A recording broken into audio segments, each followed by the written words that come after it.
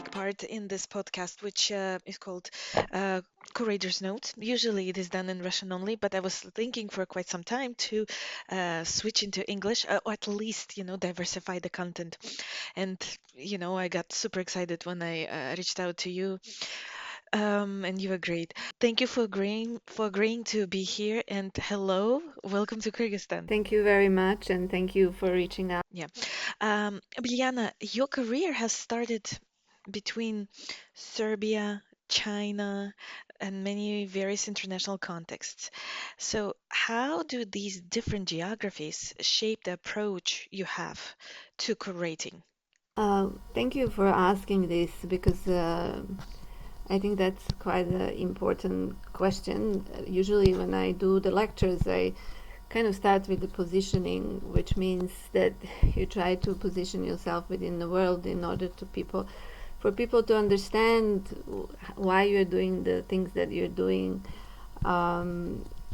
It's kind of related to the question that you ask. So I'm half Serb, half Macedonian, but I was born in Germany. My parents are generation of the gastarbeiters, of guest workers. So and I grown up with my grandparents in Serbia. It was very common at the time. And in 2000, I did a school in Serbia, but in 2000 I went to China as a student and then decided to do MA in art history. So actually, what I know about contemporary art, I started learning in China. So I usually like to acknowledge how much Chinese context was important for me in early 2000s, and I learned basically from artists. And because when I arrived to China, there were underground exhibitions that were happening in the storage places, in semi-private places. There was no institutions, which is hard to imagine today. And the artists were those who were organizing, curating, creating communities, and creating safe space for the community. So I think those encounters till today deeply kind of shaped and influence the way I work and how I work, and how I talk about the practice that I do.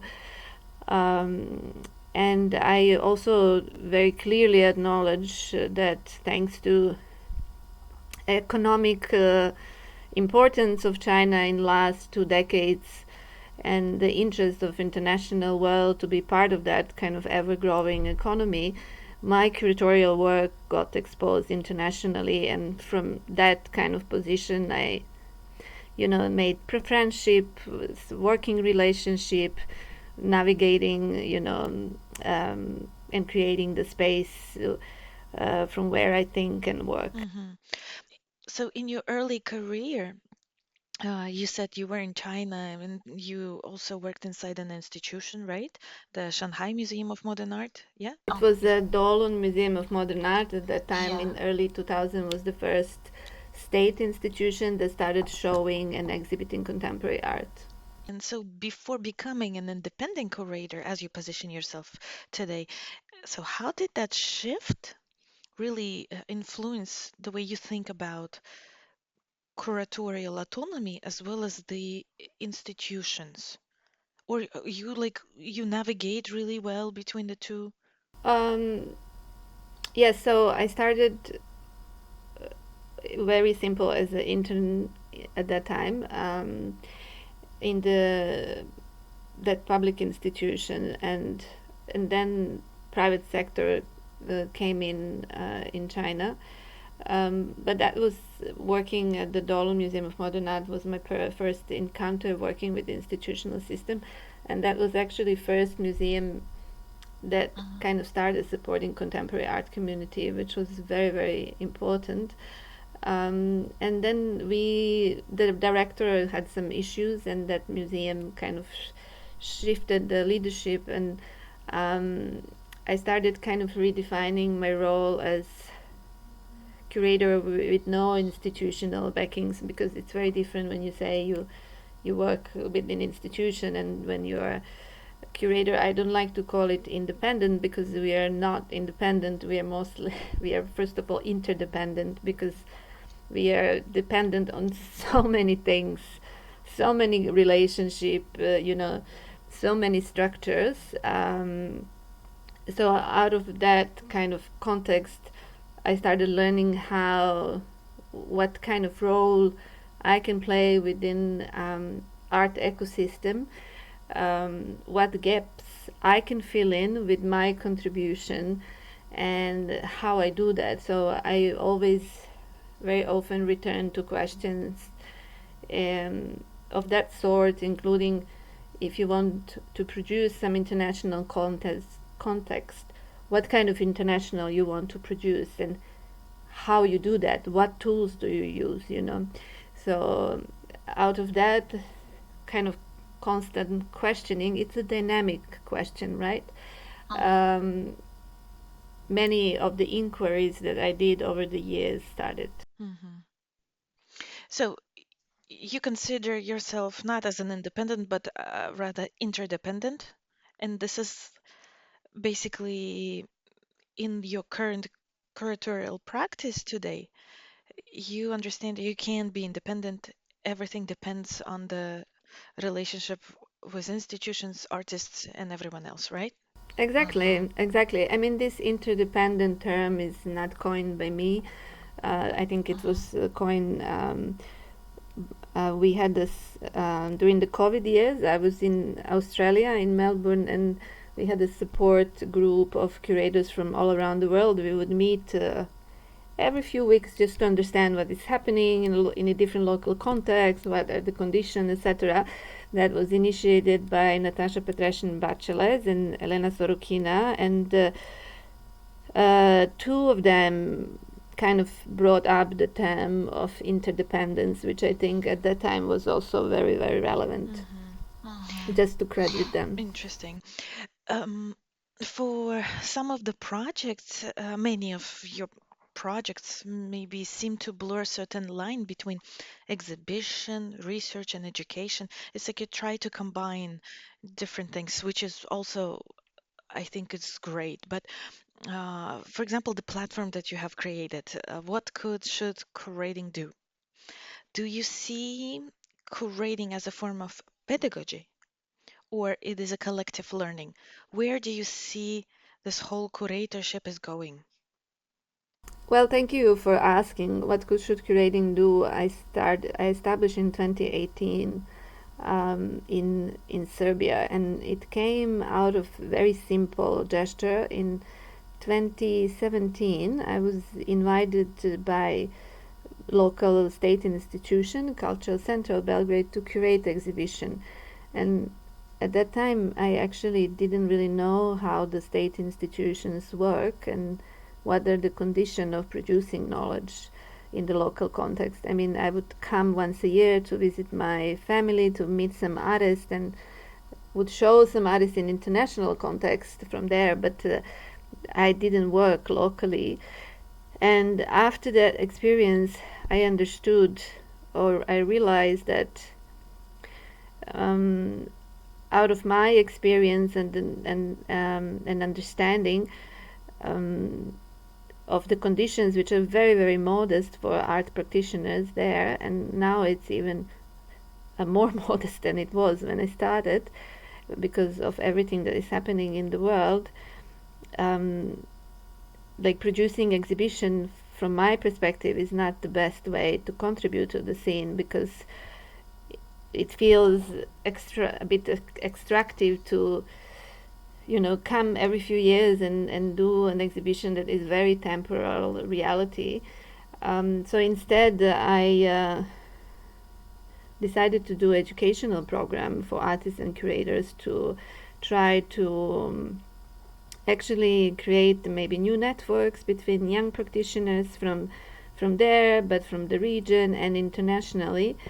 And I understand that as a very also important ethical curatorial gesture for us working in the field to spend time with the younger colleagues and learn and unlearn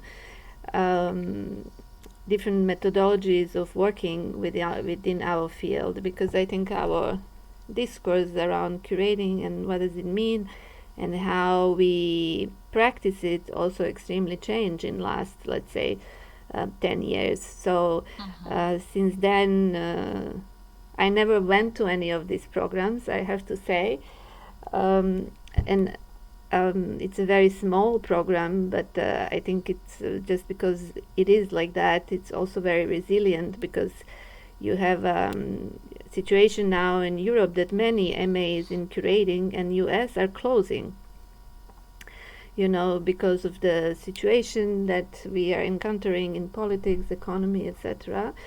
So I think this program creates a unique opportunity for young artists and curators to spend time together and learn. Usually it's structured around mentorship and mentors that I invite to come and spend time with us. And colleagues who are accepted to the program, they have to relocate and spend some time together. And I have to say it was also a learning experience for me. And I think that's a beautiful thing, because it's also, we all learn from those experiences and exchanges. And I think that's very important part of my practice. So anyone could apply, and it still functions, right? Yes, the program still functions. Anyone who is interested in imagining different modes of instituting, who is interested in imagining the otherwise, is welcome to apply. Now the structure of the program started as a 3 months program. Now it's longer, so it changed. So I do it every 2 years, so it's a biennial. And the way it's structured is that colleagues relocate for 2 months, and we spend 2 months together first. They go back to their own countries for half a year. We continue working online with online sessions, and then we reunite in the spring. So when I return in May, the colleagues will be returning to Serbia, and we will be doing some public moments. But yes, the program still functions. So again, you worked in different cultural and political contexts.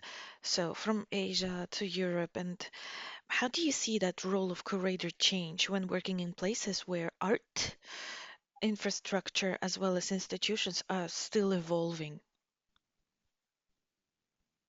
And I don't know if you consider Kyrgyzstan or Central Asia as a place as such that is evolving. I mean, the whole world is evolving in a different directions. I think in case of Kyrgyzstan, I think I was here first time maybe in 2016 and 2017.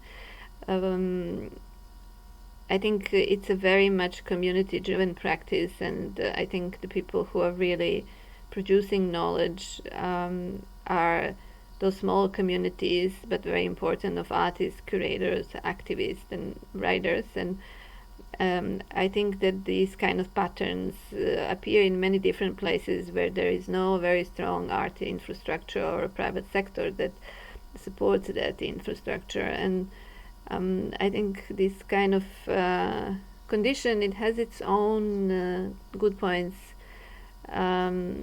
because private sector is always connected to the public sector, right?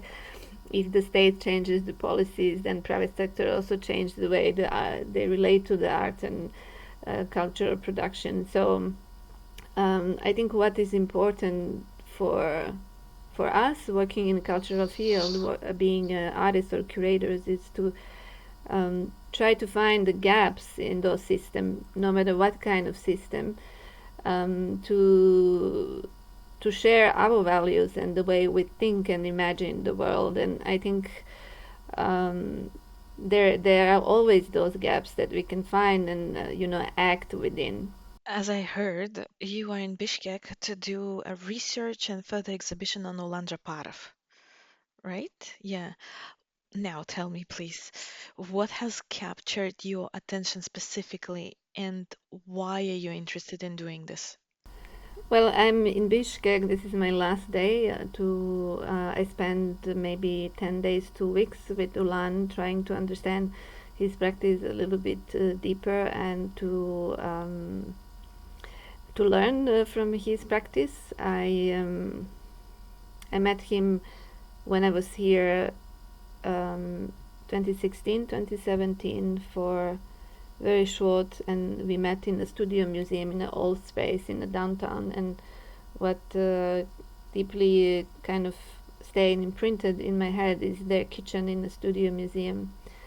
That was with this beautiful lamp in the middle of the table and all these posters of the studio museum activities around on the walls.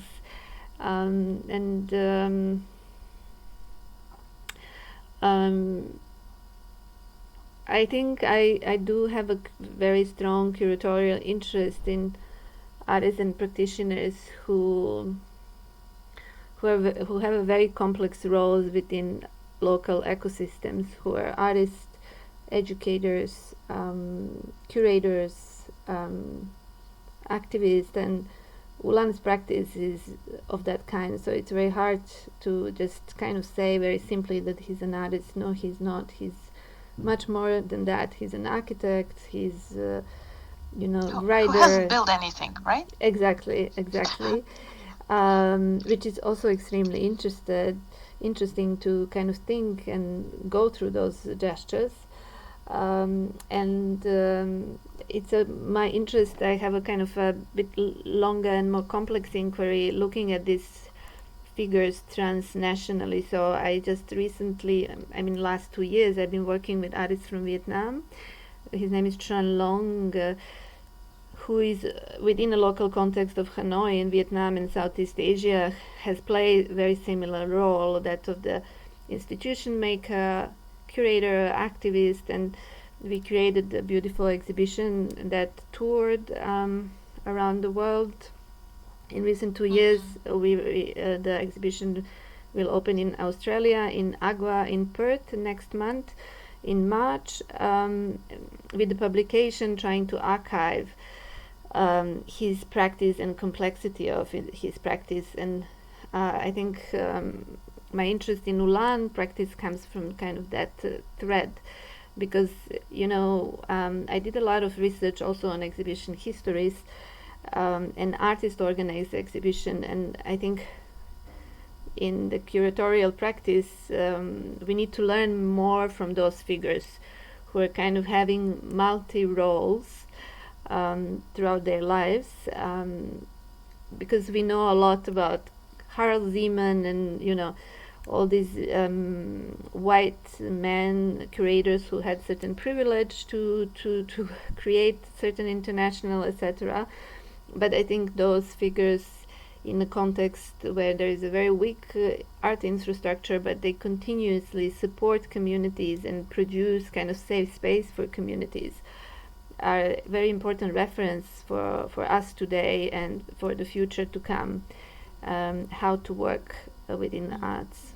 When selecting a particular artist, looking at the region, there are so many interesting artists, but for example, I'm thinking, why not Saadat Ismailova, I believe, who is one of the, becoming a rising star, let's say, in Central Asia. So are you specifically focusing on this multi-genre approach, right? This is like the key area. At the yes, I think within one of those threads that I'm looking at now, yes, I'm looking at those artists who kind of play very complex role of creating institutions, making their own art practice, and that practice is still very active. It's not something from the past. It's still there, and it's still evolving, and it's going to be there tomorrow as well. Yes.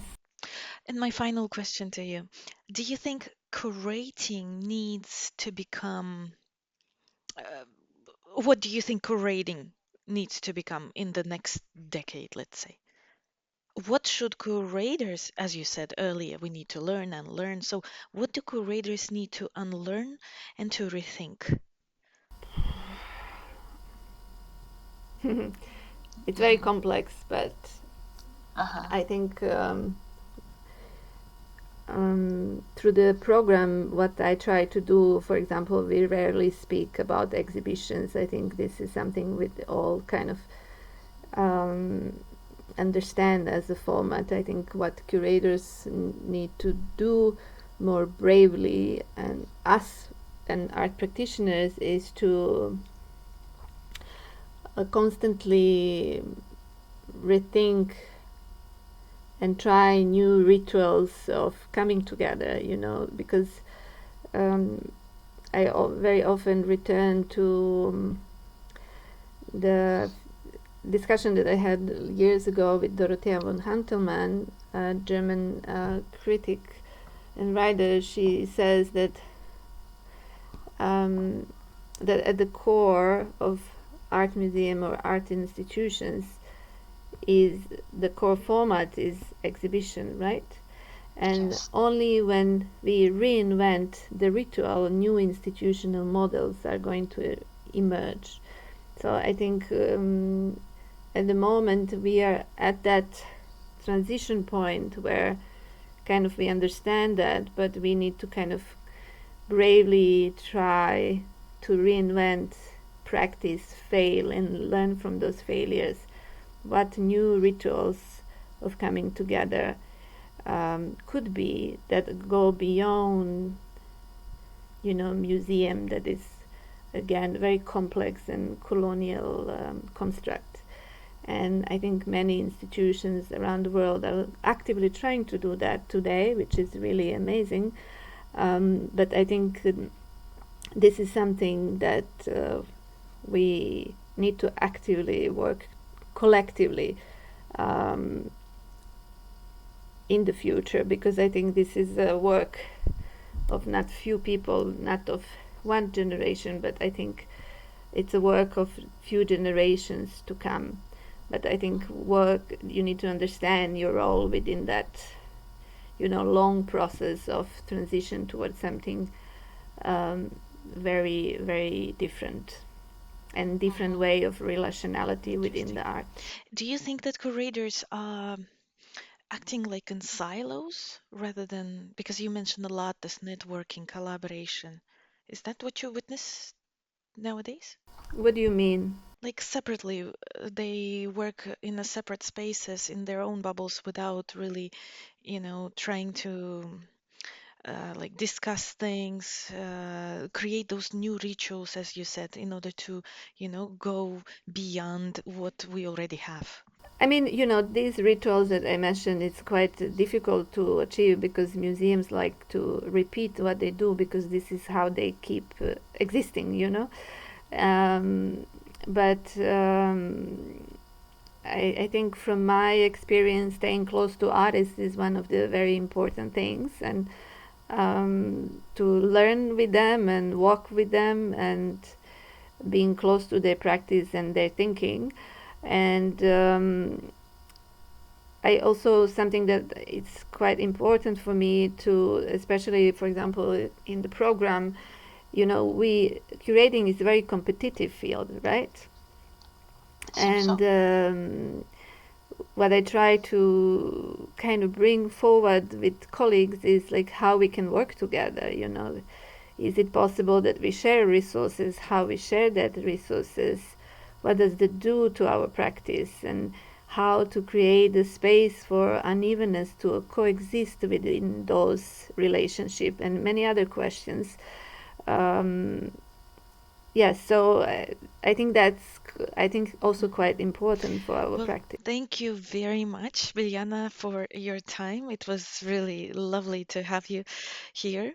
Well, I hope that we will hear about the upcoming exhibition very soon, and we'll be able to attend it as well. Thank you so much for reaching out, and good luck with everything. I hope we stay in contact.